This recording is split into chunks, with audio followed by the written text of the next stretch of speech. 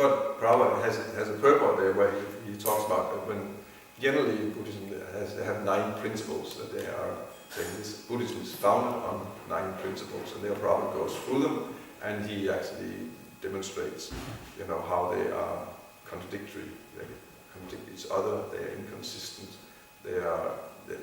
this cannot be the truth. So if you're interested, you should go and read that purport. Where is that? It's in Madhya Lila, Lord Chaitanya's travel to South India. That chapter. I don't have the verse number, but that's where it is. And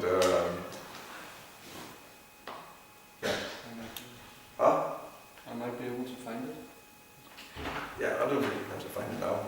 He was not to give a lecture on Buddhism. Although, of course, anyway, I was speaking because I was just exposed to it, but even, and even there's different levels of Buddhism, but the Buddhism I was exposed to right now was not even Buddhism. It was it was just wishy-washy humanism, humanism, sentimental humanism, without any spiritual substance actually. That's a pathetic thing to see, because it really, the Buddhism is really not a solid philosophy. Although it's often been presented, it's not a religion, it's a philosophy, but it's also not a philosophy. It's inconsistent, and that maybe others cannot recognize that. But actually, the thing is also we are so spoiled. I don't know if you're aware of how spoiled you are. We have such, sharp philosophy. We have, maybe these. I think it was actually 8,000 people in this conference center, Bella Center, that we were there. Maybe many of them actually thought it was nice. Or maybe it was just the emperor's new clothes. You know the story? You have that in India. Do you hear about that story about the naked emperor?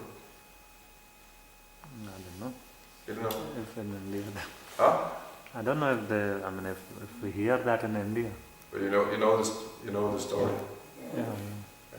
Hans Christian Andersen. Yeah. You know it? Yeah. Okay. So it might be just everyone sitting there. Oh, he's just waiting for someone to jump out. That idiot. He doesn't. Why is he? And they say, oh yeah, it's true. Maybe it's like that. I don't know. I have a strong feeling it's like that.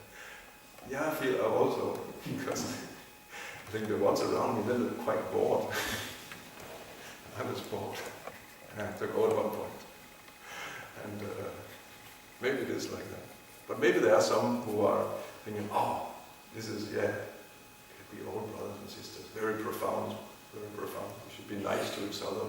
Oh, I never thought of that. Yeah, he should have a Nobel Prize for saying something like that. Oh, maybe, I don't know.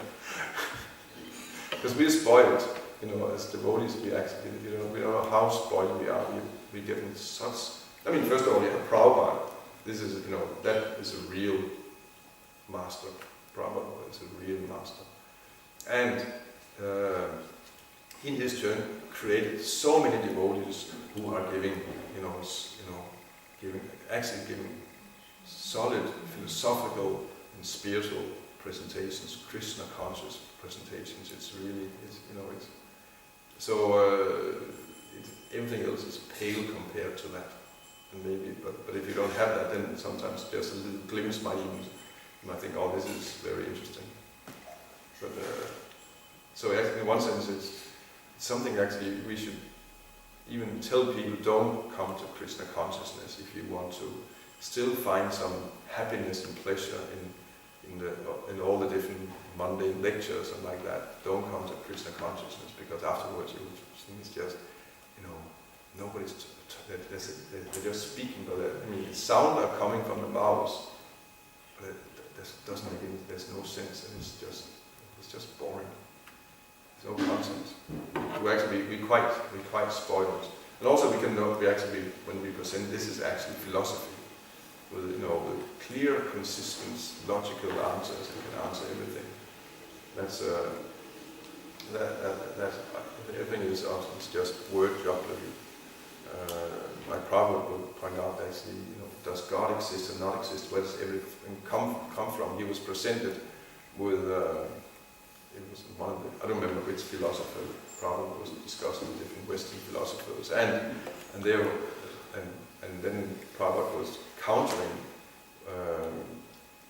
but what is the origin of everything? It was Freud actually. Prabhupada was discussing Freud. Where does everything come from? And then he got the reply. Either Shamasundar or Hayagriva represented Freud, said that's not. He's not considering that. He doesn't consider that important. Probably that is the important question of philosophy. Philosophy means discussing. That's the most important thing. What is the original source of everything? And from there, everything is based on that. Then you have a whole philosophy from there. This is why the Bhagavatam also starts with Janma Jasa Yata. Janma Jasa Yatum Vayapitavatas Chate Swabigyas Svarat. That's that's exactly Vedanta Sutra. But Vedanta Sutra starts with Tata Brahma Jigyasa. In this human form of life, one is meant to inquire into the absolute truth. Next sloka defines the absolute truth. Janma Jasa Yataha. The absolute truth is the origin of everything. It's that which everything comes from. That's the absolute truth. This is this is what philosophy is about.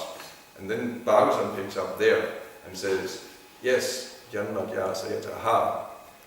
The origin of everything is Krishna, is son of Devaki. That is, and this is what Bhagavatam is propounding. It starts out like that. It doesn't start with some mumbo jumbo or word jugglery. Bhagavatam is just right on from the beginning. The origin of everything is Krishna, and then 12 cantos elucidate this. It's arduous for that and presents Krishna. So that's consistent philosophy. Then one can argue: is it correct or is not correct? We're happy to argue with that, but this is clear, consistent philosophy. And generally you will not find others who have a clear, consistent philosophy. There's no, Prabhupada points out, one of the contradictions in Buddhism is one of the 9 principles is that this world is eternal, material world is eternal actually. I say, where does it come from? It's eternal. But then, on the other, one of the other principles is that the goal is annihilation, to get to nothing. Prabhupada said, but that's contradictory. If it's eternal, eternal means no beginning, no end. So how can you, want to destroy the eternal? So there's a contradictory. And there's many. You take these different 9 principles, and they will be. Contradict each other. So that's not very good philosophy. That's bad philosophy.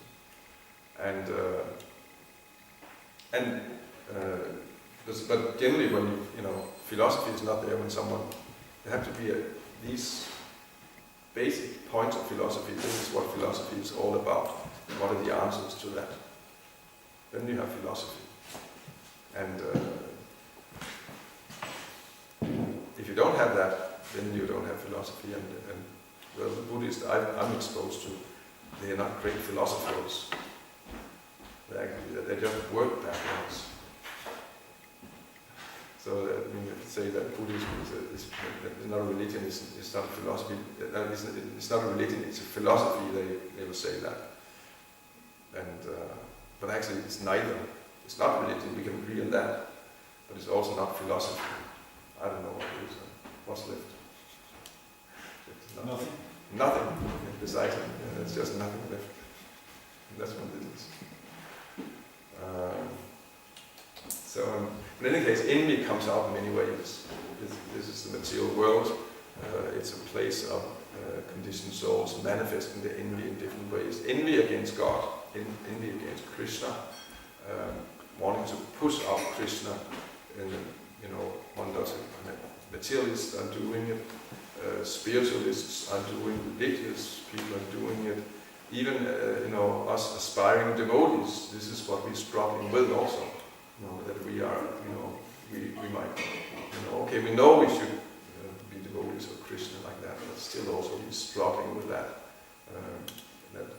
actually envious of Krishna. And that's what we have to attack. That is the Jiva's and not we fighting with it, which is going like that we're fighting with that, and this is what is keeping us from really surrendering, giving our life 100% to Krishna, because we actually have still this fighting with this envy there. And that we have to confront. I mean, it's we shouldn't, of course, go and bury ourselves in a big hole in the ground because I'm just envious. It's just, that's to expect. That's why we are in this material world, and we have to confront that and work on that, and give it up. We have to give it up, and but it's a conscious choice. You have to, you've been confronted with that all the time. All the natas are springing from this envy, and they'll continue doing so until the point actually when we completely have given up this envy. And how? Don't ask me. No idea. I'm full of it. But we serve Krishna, and whenever, but it's, and the thing is, other qualities can actually be engaged in Krishna's service. Anger, the anger for Krishna, or lusty. Don't be lusty for Krishna. Be greedy. Be greedy to advance in devotional service. A greedy person just wants more and more money, more and more wealth. We know the real wealth is devotional service. So a greedy devotee, he just wants more and more service. He doesn't complain. He's go, oh, I have so much service already, or like that. No, he's I want more, I want more, I want more, and he's never satisfied. That's this is how greed is being utilized. And but envy, actually, there's no scope for dovetailing envy and Krishna consciousness. Some will say we have competition, but that's not. This is envy-free competition. We are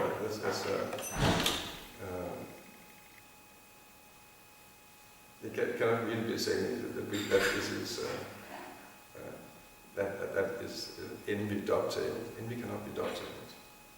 We have to learn to be happy in others' happiness and miserable in others' misery.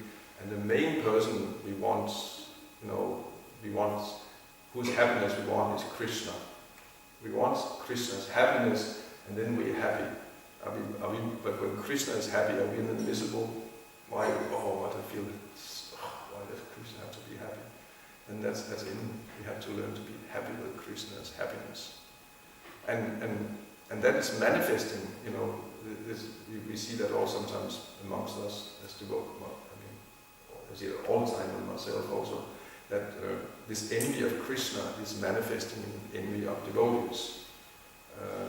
Comes out like that, because if we envious of devotees, it can only be envy of Krishna, because Krishna is so happy seeing the devotees. So if we're not happy seeing the devotees, that means we're also not happy with Krishna's happiness. Gaunitai, he went out and he distributed 50 Bhagavad Gitas in one day suddenly. And he comes back and I hear that and I feel pain. Now he's better than me. So that's envy. If I were free of envy, I would just, because how does Krishna look at it? He's happy. Krishna is so happy 50 Gitas went out. And if I were devoid of envy, Krishna is happy, and I'm happy because Krishna is happy that books went out. But because I'm envious and I think that the books that I distribute, it gives me pleasure, the books you distribute gives me pain. But that's envy. That's not Krishna's perspective. Krishna's perspective is, Krishna is very happy when you distribute a book, and he's very happy when I distribute a book. Krishna is just happy to see Prabhupada's books being distributed. That's all. He doesn't have that duality that and that's actually a non-envious devotees will simply see that service is being performed. He's happy. because Krishna is happy that service has been performed, and he's also happy. Someone cooked a fantastic feast, and it's been offered to Krishna, and all devotees are happy because Krishna is enjoying that feast. But an envious person will be thinking, why why not me? Why I'm not being praised, and like that. So we find that still, that envy is still there. We should actually, this non-envious mentality the envious mentality ruins everything, and the non-envious mentality is actually what can, is driving this Krishna consciousness movement on.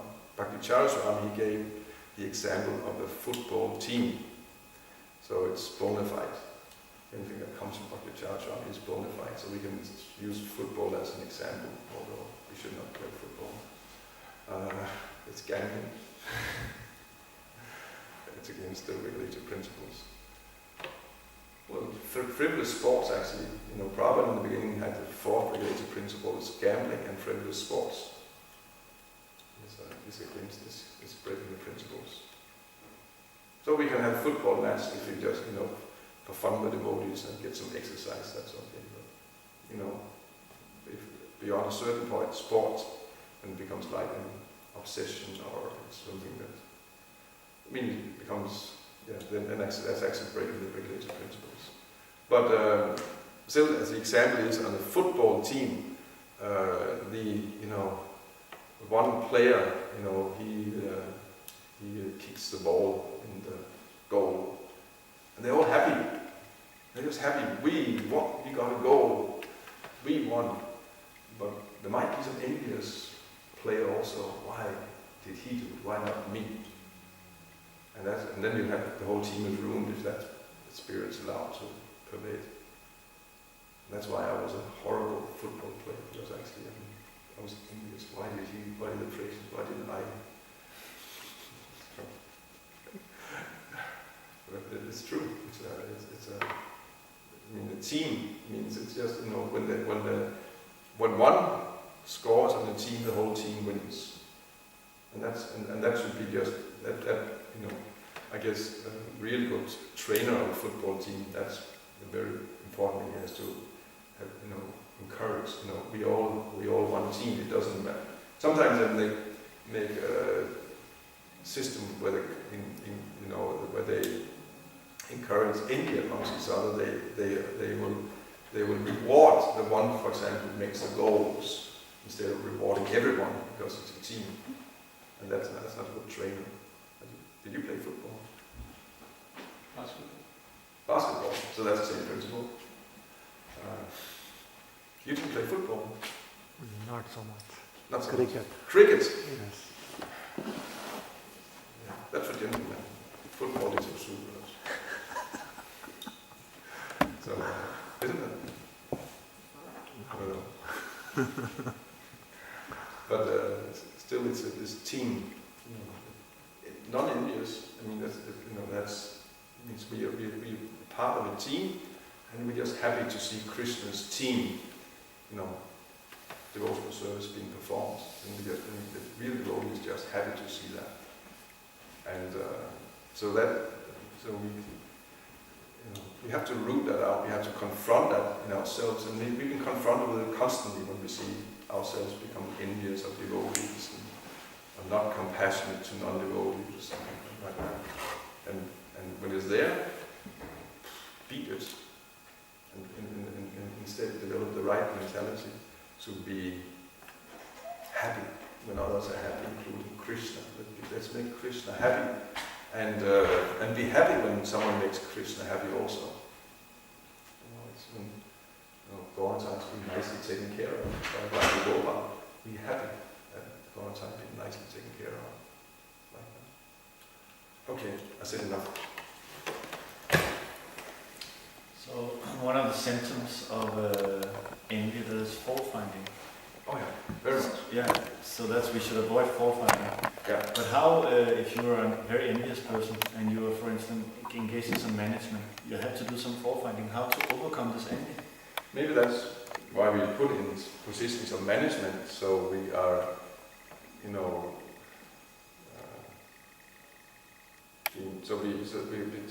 precisely to, because there we're playing with fire. We cannot avoid. We have to, you know, see this fall has to be corrected, that fall has to be corrected. Same time, we have to do it not enviously. Actually, just as servants, and you know, like that, it's very purifying. It's very purifying. But dangerous also. If we only start looking at faults, we have to be humble and pray to Krishna that we can do our service. I mean, we should not be sentimental and allow faults. I mean, within our area, there are some faults which they should be corrected. It's our service to Krishna to point them out and make sure they are corrected. But then we have to be very humble and stand actually, no, it's, you know, I'm just a servant of the Vaishnavas, and I need the mercy of the Vaishnavas in order to continue my service. We have to take shelter of devotees. No, it's that's where the real shelter is. Fault finders, that's danger. One thinks, but all these devotees, they're just so filled with fault. I'll just, you know, so I'll keep to myself, and I have my relationship with Krishna and Prabhupada. That, you know, that I have all these devotees, they're so unified, they're so, you know, I'm being contaminated when I'm around. That's what is poisonous mentality. That is, you know, in the association of devotees, devotees filled with faults, devotees spaced out, and so on. That's where the real shelter is. It is. I mean, it's also. I mean, it's just where there are sincere devotees, even though they are, just aspiring devotees, spaced out devotees, and so on. No, but still, that their association, that's where the shelter is. That's really where the shelter is. Krishna is, so then one might think, but how can, they cannot give me shelter. But that's the point. They're not giving shelter. Krishna is giving us shelter. Krishna is present there.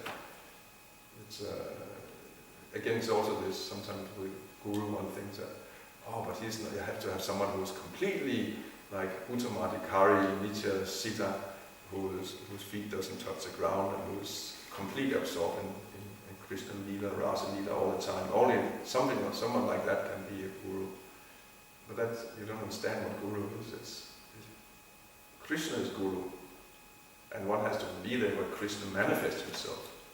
So for a child, for example, Krishna manifests through the father. Father is guru, and from the rest of us, when we look like, we can see that they're just ordinary people with mistakes, but Krishna manifests for the child through the father. So we have to find that place where Krishna manifests for us. That's in the association of devotees. That is when we also know. And through our guru,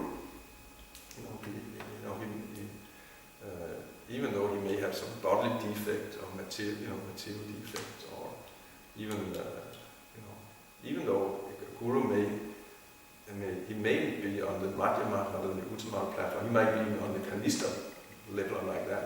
But still, Krishna can manifest through him when one has, sees that he is Jaksha. Hari is not different from Hari.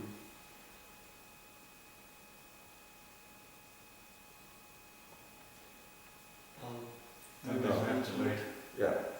Jai. We can do a family. Yeah. Srimad Bhagavatam Ki. Jai. Prabhupada Ki. Jai.